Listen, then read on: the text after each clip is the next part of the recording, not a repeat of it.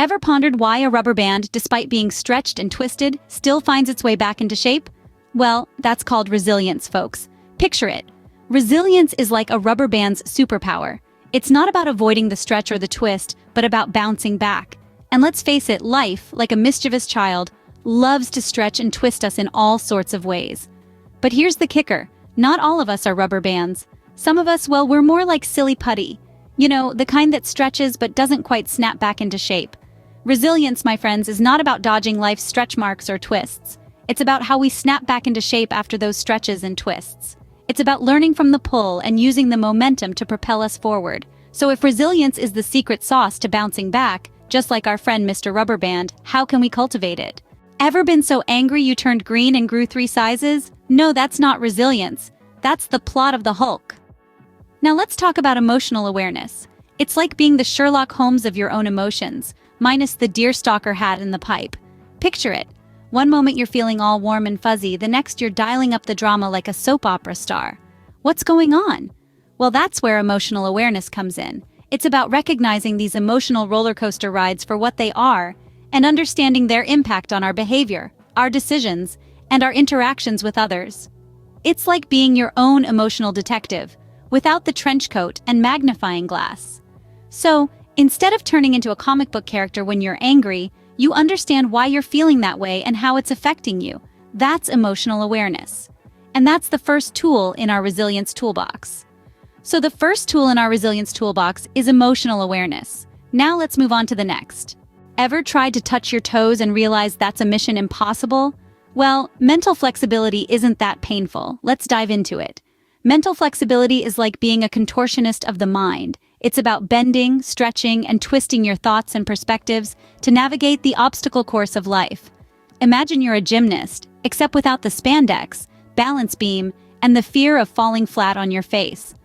This is about adapting your thoughts to perform mental somersaults over the hurdles that life throws your way. Think of it as a mental game of Twister. Left brain on red, right brain on green. It might feel a bit uncomfortable at first, but with practice, you'll be bending your thoughts like a yogi in no time. And the best part? No pulled muscles. Well, unless you're thinking really hard.